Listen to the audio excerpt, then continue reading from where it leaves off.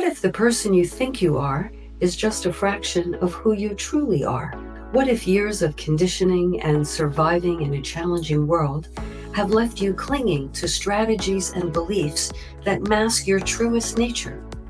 I'm Catherine Duca, psychotherapist and self-esteem coach, and you're listening to Who Do You Think You Are?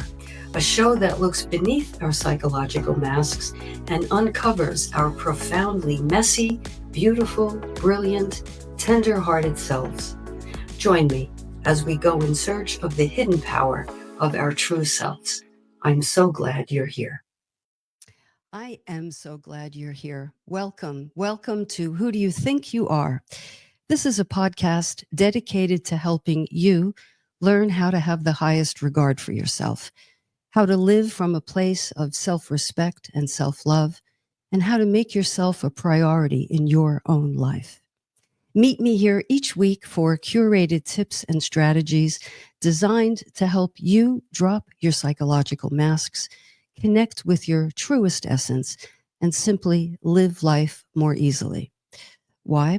Because we know that when we approach life in this way, we naturally and organically and effortlessly have more room, more generosity, and more love for one another. And friends, isn't that what the world needs now more than ever? I am so glad you're with me on this evening. And today I have a very, very interesting guest, a very special guest, and a guest that is very close to my heart. Today I'm having a conversation with the person who is my life partner, my confidant, and the woman who I would see for psychotherapy in a heartbeat. Would you please help me welcome my partner in crime, my love of my life, Dawn Freed. Dawn, hello. Hello. Nice to see you, Catherine. Great to see you, Dawn. Mm-hmm. Great to see you. So, people who know you know this, and people who know me, but I don't think our audience knows this. You and I have been working together for decades. Decades. Right? We share a practice. We share a home. We are doggy mommies to Gabriella. And we really have a lot of close proximity going on, don't we? We sure do. Right. Right. And I always lose count.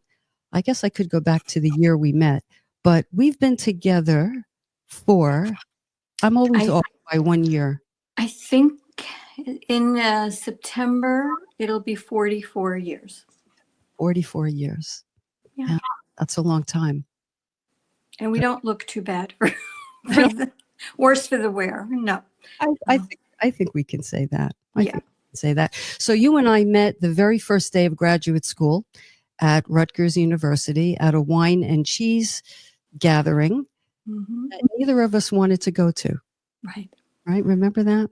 But I guess destiny had something else in mind. Well, I remember driving home, and this was before the term, came into popularity. I remember driving home on the Garden State Parkway. I remember thinking, I met someone who's going to be in my life for the rest of my life. I met my soulmate. Mm-hmm. Isn't that something? Did I ever tell you that? Maybe once along the 44 years. All right. Well, you had to hear it here. Yeah. And I think we've been together because, I have to say, because you're an angel, and because we've done a lot of work on ourselves, haven't we? That we have. Right. We've worked. If that's one message to get across that I share with my clients, it's ongoing. It's not like a one and done kind of thing. So yes, we have done a lot of work on ourselves. And we've worked on the relationship. Mm-hmm. Yes. And we still do. Yes.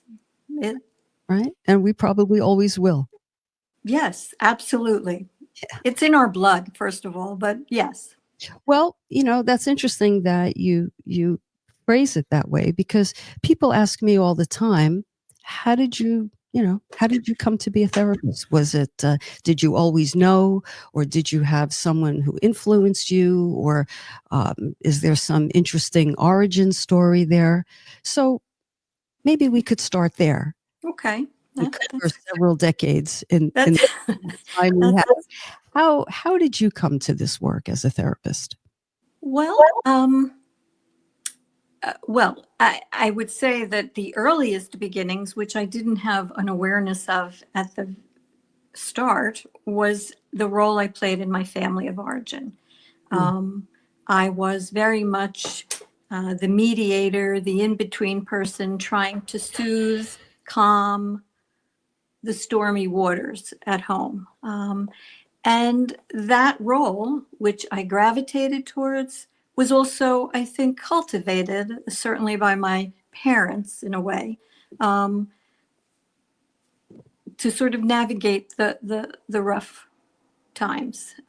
So it began then, but I didn't know the role that it would play until later, when, as a teenager and a young adult, I always had a real curiosity and a wonder about what makes human behavior happen the way it does, what makes people tick.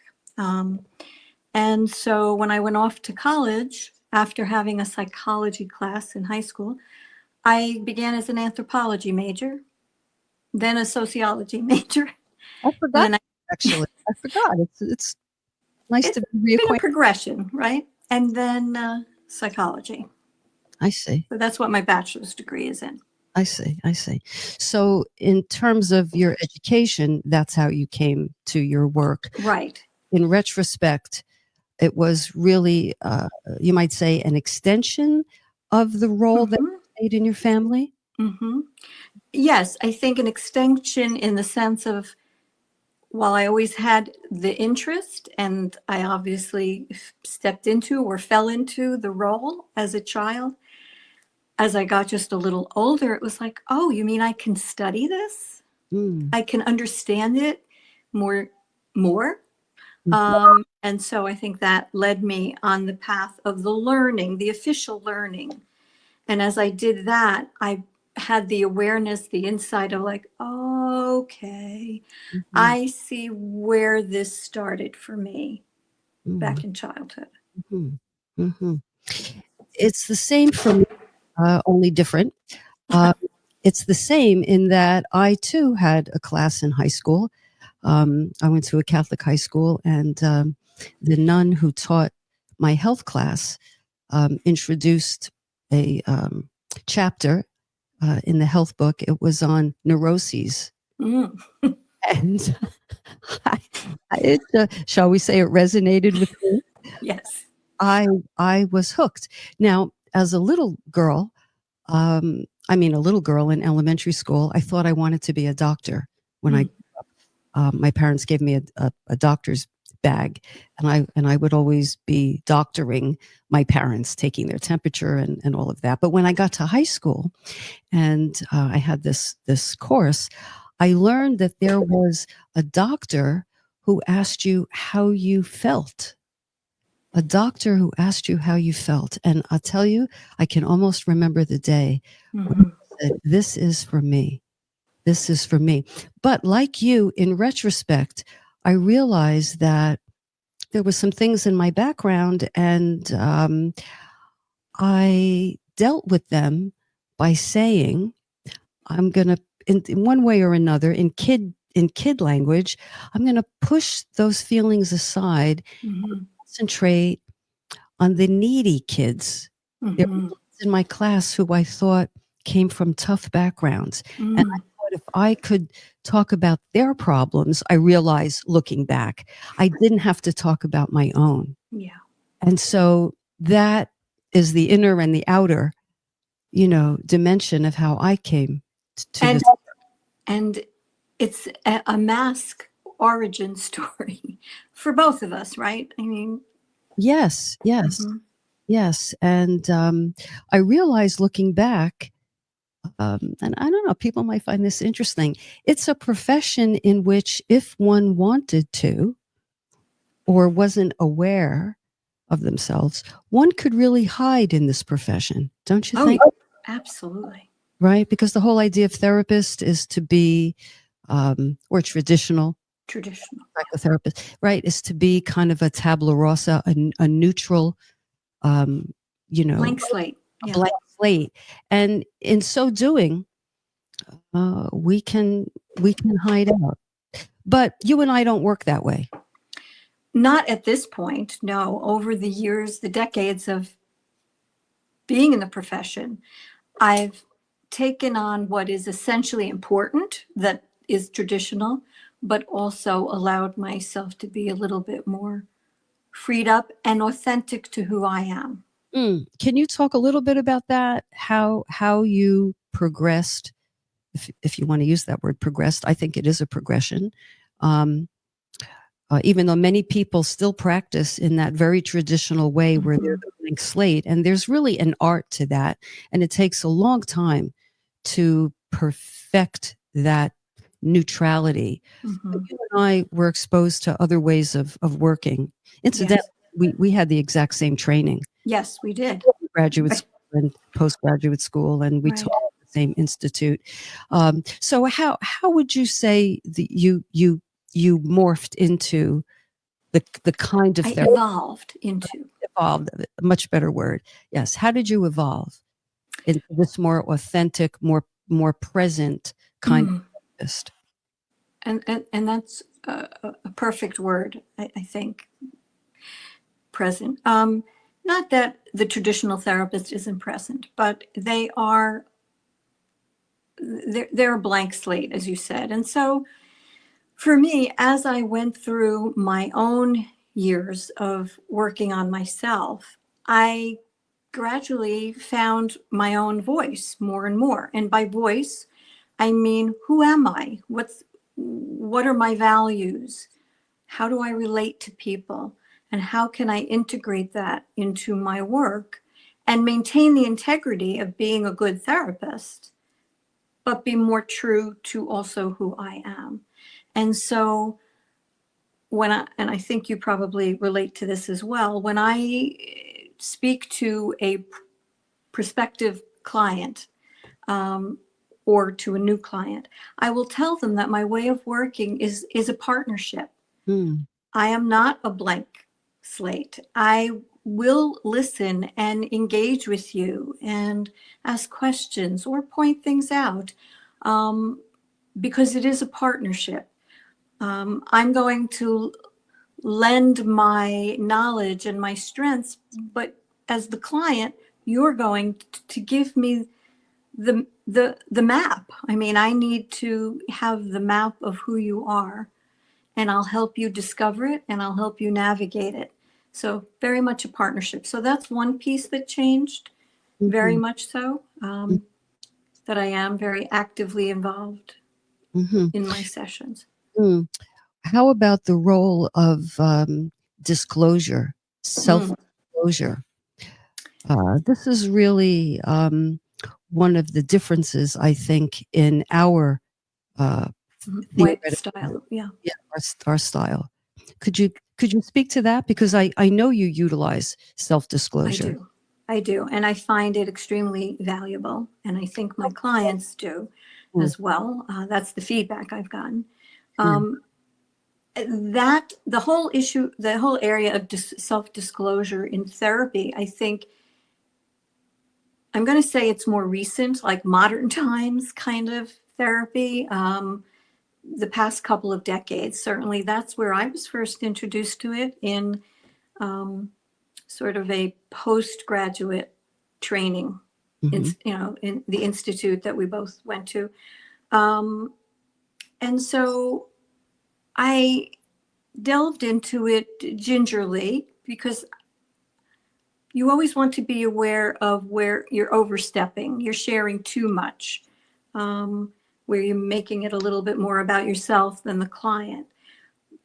But to use discernment and a judicious approach to share who I am, what my experience in life has been, mhm, in the right time, at the right place, in the process of someone's therapy, I think opens them up more. The trust is deepened. The Mm, rapport is deepened. mhm, So I find the self-disclosure piece important and valuable. mhm. Yeah, I do too. We were taught, you and I, in the beginning, not to reveal anything about Anything. Yes. ourselves, and there are reasons for that, right? Um, but I think we learned that by allowing ourselves to be open with clients relative to maybe aspects of our own journey, Mm-hmm. maybe conflicts that we've had, I I think it allows the client to know that we are, likewise, we have dealt with struggles. Yes. We have felt overwhelmed. We felt at a loss. We have felt, grief stricken, sad, lonely, et cetera, et cetera. We have basically experienced everything that our clients are experiencing. Mm-hmm. Yeah. And I think when they know that, you're right. I think they can feel like, okay, I know this person, and if she can do it, and she's asking and encouraging me to do it, then maybe I can. Right? As I'm hearing you, I'm thinking, it really, to me, does bring an element of a greater safety, Mm, that client feels like I'm getting to know a little bit about who you are. So you're not just asking me to open up and, bare my soul, but I'm getting some appropriate boundaries, of course, but I'm getting some indication of who you are. And right. that helps me feel safer and more open. Right, right. And just to be especially clear, I like your word discernment. We do not talk about ourselves because we're having a bad day. We don't talk about ourselves because we feel like venting. It's nothing like that at all, right? It's Right. very strategically done, and it's with the express purpose of showing the client that we understand experientially, we understand where that person is coming from, what that person is dealing with. Yes. We know what it's like to feel a certain way. And we also share the process of moving through that, um, or when it's hard to move through it, and not to establish a sense of, well, I've done it, so therefore, but that it is a process, and it can require a few rounds and a few iterations. That goes back to what I said a little earlier about sharing with my clients that I still work on myself. And yes, some of that is because I deeply value what that is about. I feel like that's part of why we're even here, to evolve into our better selves, to step into our higher selves. So the process of examining myself isn't always because I'm having a problem, but at the same time, I don't have a problem reaching for help, asking for help, and getting that kind of guidance and support if I am having a hard time. Mm-hmm. And another thing that occurs to me is it's very important to me, and I know it's important to you, and you said it before, that the way we work, we view our relationship with our clients as a partnership, as a Mhm. collaboration. And so there's not really a hierarchy of we are superior or we have the answers. We're not distant note Right. takers, right? We are allies, and we are partners Mhm. with a common goal, and the goal is to help the client get where the client wants to go, and often beyond where they even know is possible for themselves. Mhm. Yes, very Right? much so. Right. And it Yeah, makes work very gratifying, doesn't it? it's very gratifying, and it's reminding me of a client long ago who had a dream in the midst of our work where there had been an accident, and he and I was like the detective, the investigator, and he was alongside me as we sort of assessed the wreckage. Oh. And I find that to be still a meaningful analogy, a meaningful metaphor, of, yes, there is an investigating going on, a detective work process going on, but the client has to provide the information, whatever they know, or, Well, because the client really has all the data.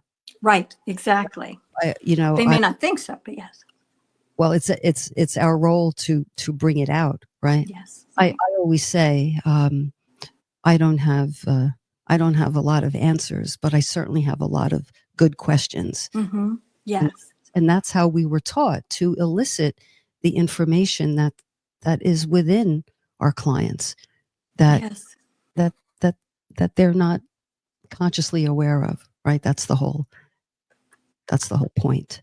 This is making me think about to the very beginning when we were in graduate school and in our internships, and I was, rattled by the fact that I don't know anything. What am I doing working with people? Of course, under supervision. But then when I graduated and went into officially working, that issue of I don't have to know it all, that was not something that I, in an instance, was able to adapt to, but I did get it as I worked in the early stages of my career of like, I can't possibly. I know And- exactly what you're talking about, Mhm. right? Yeah. We were told it's okay not to know, but we also objected. How could we not know? We have You're coming to me. You're coming to me. I thought there were clients were coming to me for some kind of answer. Mhm. And I experienced a pressure of, I have to know. But really, I have found the most valuable conversations with clients actually allowing myself to join them in the, I don't know.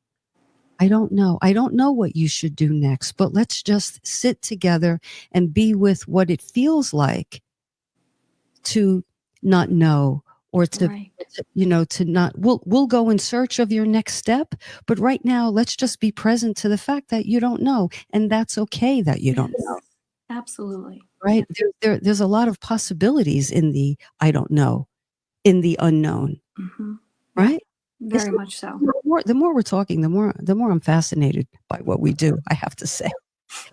Now, you know what? I can't believe it. I had to do a double take. We're about halfway through the hour. Why don't we take a short break? Okay. When we come back, I'd like to ask you about how you integrate spirituality into your work, and what you do when you feel helpless with a client. Helpless? Helpless with a client, if you ever feel that way. Mhm. Okay, so let's take a short. Okay. Okay, so think about that. We'll take a short break. You're listening to Who Do You Think You Are? I'm your host, Catherine Duca, and I'm with my life partner, dear friend, and therapist extraordinaire, Dawn Freed. Thank you. Stay with us. We'll be back in a few minutes. Come back. And welcome back. If you're just joining us, we are in the midst of a conversation. I am with my life partner and my all-time favorite psychotherapist, Dawn Freed. And we're talking about how we got involved in this work as psychotherapists, some of the challenges of this work, what makes it so gratifying.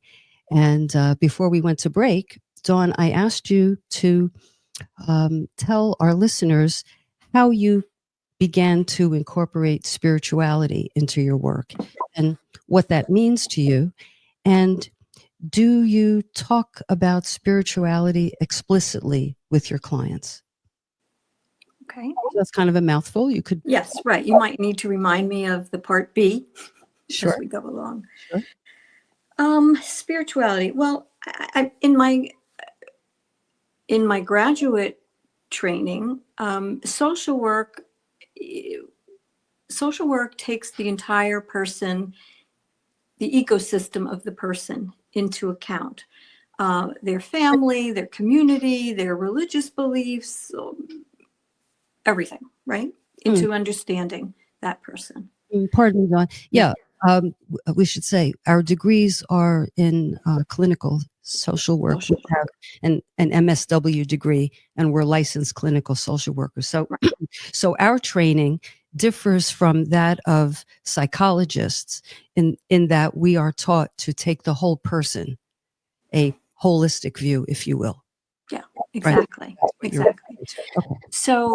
So that's the beginning, I think, of my spirituality and work relationship. Personally, um, I've been on my own journey spiritually. I started off being raised in a very traditional Catholic upbringing, but my father was Jewish and had converted to Catholicism, but he was Jewish. So my respective extended families were Catholic and Jewish. And so along the way, it became evident to me that this was my experience, that it could be divisive. Religion could be divisive. It could separate people rather than bring them together. Yeah. And so in my exploration, I came to this notion of spirituality and how much more inclusive that is, because it's not tied to a particular dogma or principle. It is about recognizing that we're all part of one big web of humanity. And even though there may be differences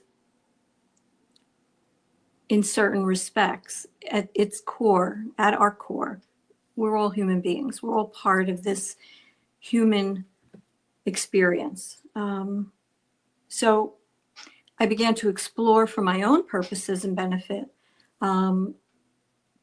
different spiritual belief systems, everything from Native American to Buddhism to nature, to understand that it's really quite broad, inclusive, and I think just about anyone and everyone can find a place within that broad spirituality spectrum. What it does for me and what I bring to my work with it is that when we're faced with struggles and challenges, I find it is a strength, something to turn towards, and to find meaning, to find clarity of meaning. So I do talk to my clients about that, and I also connect it to spirituality can, and religion can as well. Resilience, hope, and healing. Yeah. So I think it holds a lot of support, a lot of answers, a lot of meaning about our, let's say, existential experience as human beings. Yeah. Yeah. So that's a start to the answer. Yeah. It's reminding me of how I came to the beginning of my own spiritual journey and how I began to incorporate it into my work. Actually, it came from a client. One of my earliest clients, in the early days of my career, we had a successful treatment and we were terminating. Now, termination, don't you think we need a different word? Yes, we do. Right? But termination refers to the end, the ending of therapy, which ideally, if you've been working with someone for a while, you don't want the end to come abruptly. Well, okay, last week was my last session. Have a nice life, right? You want it to be a planned ending. So it's called a planned termination. And there we were. And she said something to me that was so profound. She said, well, Kathy, she said two things, actually. She said, now the therapy is over. I've had to get, and this will date the whole thing, I've had to get a new address book. What do you mean? Well, the people I was attracted to and the people who were attracted to me and what I valued in relationships has changed. It has evolved. And so I value different things now in my connections with. So I've had a new address book. Okay, that was one thing that stuck with me. But the other thing, the spiritual thing, she said, you know what this process has done for me? What? It has, she said, you've helped me clear the debris. That was the word she used. You've cleared the debris so that I could connect with something larger than myself. Yes. Yes. I remember the day I sat back in my chair and I said, say that again and tell me more about that. So yeah, I think what I do in my work, but I know you do it as well, is we help people remove the blocks because we're spiritual beings having a human experience. In our human experience, we have all kinds of conflicts and we disown parts of ourselves and we wear masks and facades and all of that. And when we have these layers of impediments, don't you think it blocks our connection to spirit? Absolutely. So this client taught me that therapy removes the blocks, the debris, so that one can feel that open channel and that. Yes. Yes. That's a wonderful way to look at it. Yeah. When people feel that, they need us so much less, don't they? If at all. Right. If at all. Right. I do think that that's the beauty of the marriage of, I'll call it psychology or psychotherapy and spirituality and a practice of, I think that when someone makes use of both, that is when we are fulfilling our greatest version of ourselves. I think that without getting rid of those blocks, clearing the debris, it's hard to, we may get, a connection through spirituality, but I think it's harder to maintain it because the debris is still going to show up, trip us up along the way. And get in the way. Yes. On the other hand, when we clear the debris and we do that work, then to have a practice, a spiritual practice and a mindset that, does help us see our place in this bigger, vast, unlimited, other existence. I think that it's humbling. Like when I've been there, I have a problem, I'm upset, and nothing else comes into my purview, right? Nothing else. It's just about how I'm struggling and what's wrong. But with spirituality, to say, yes, all that's real, my pain is real. But if I plug it into something larger than myself, that allows me to not only tend to myself, but be a part of humanity, have compassion for others, and be more of a participant, not just in my life, but in the existence, in that web I refer to, that we're all part of. To have a consciousness that yes, we are part of. Yeah. We are part of. I asked you before we went to break, how do you handle those moments when you may feel helpless with a client, but over the break, I kind of expanded that question. What do you do when you have a client? Maybe you ask them in the beginning what their religious or spiritual beliefs are, and you have a client who says, "I really have no spiritual beliefs. Whether they identify as being agnostic or atheist, or they just never thought about it. They're not plugged in to anything. This is life, and when we die, we're in the ground and ashes to ashes. That whole thing."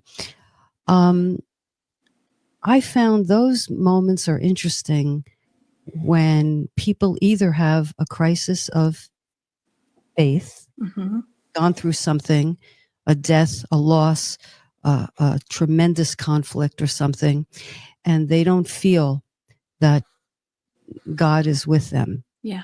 However they define God, they don't feel God is with them.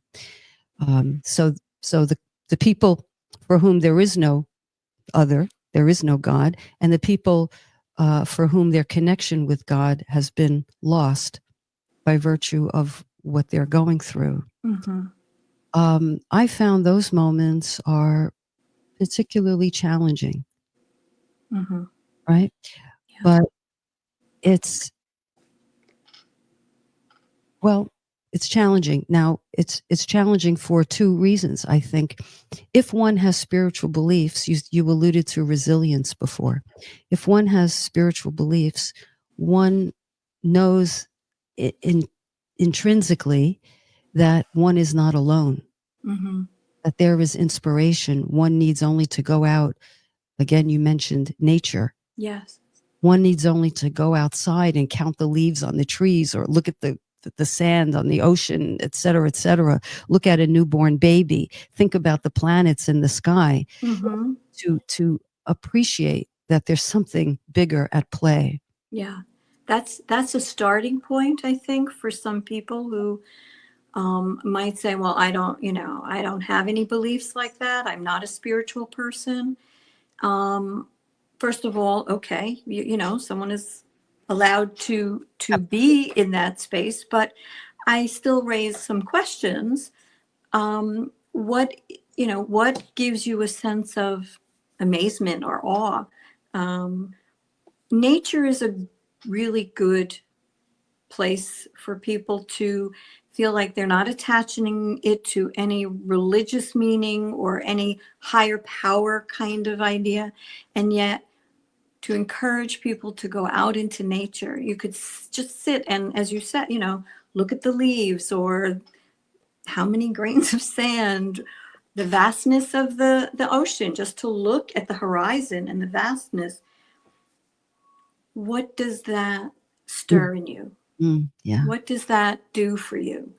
And not always, but often people will have something that they experience or have experienced where that was like, yeah, that's just incredible or amazing. And so that's a starting point sometimes for spirituality. And that may be that is a very real, I think there's a name for it, but I don't recall it, where nature is your spiritual practice, right? Your spiritual belief system. And it is pretty incredible when you think about the tree and the grass and the flowers and me. That's Which, all pretty amazing. if we take for granted, Yes. is nothing, right? It's nothing. Right. But if you say go outside with the intentionality of looking at the tree and just simply contemplate, Mm-hmm. how, Yes. how did this tree get here? How does the tree get here? How does it know come spring How does it it know? starts to bud? How does it know in fall into winter it dies off and goes into a hibernation? Like, how does it know that? The miraculousness, right? Yes. Right. And so So there's that.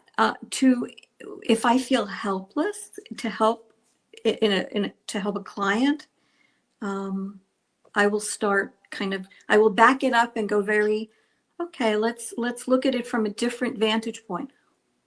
What amazes you? And maybe someone will say, oh, nothing.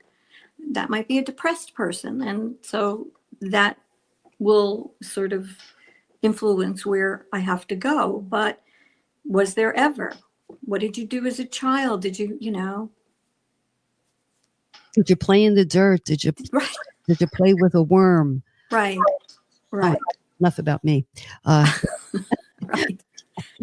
Yeah. So there's that. And you made reference to spirituality being about our values.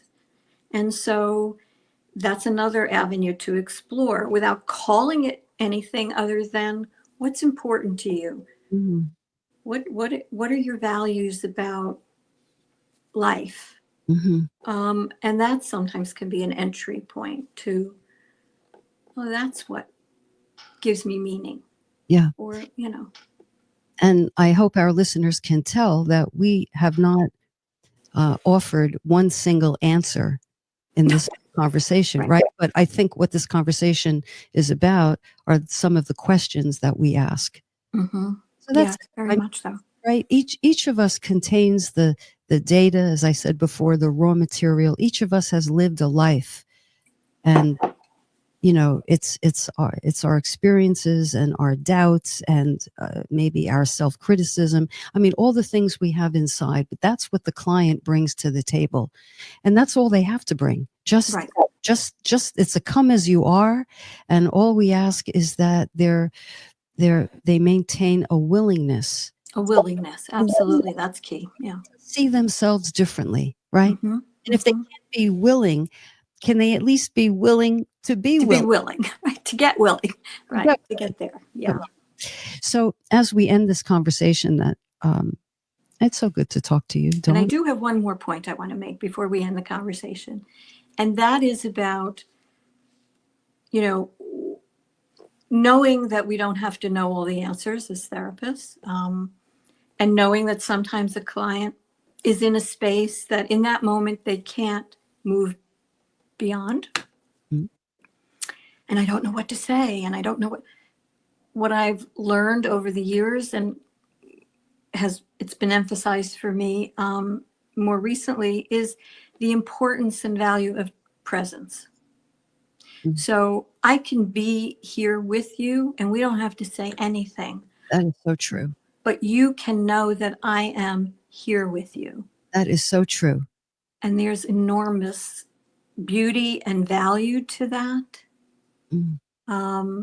And that's sometimes I have to remind myself that's really plenty.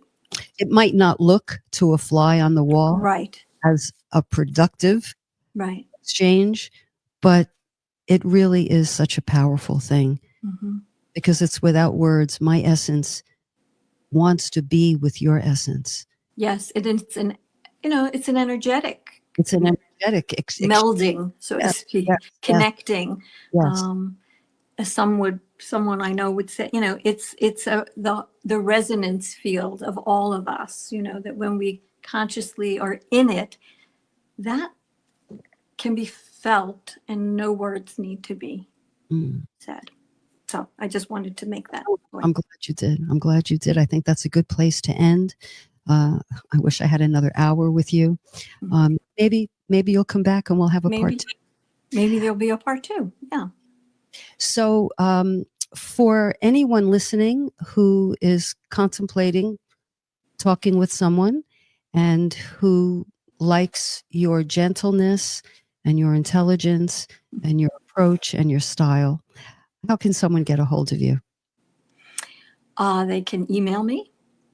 Where- My website is right now, it crashed, so it's being worked on, but they can certainly email me. at? And DCFRIED at iCloud.com.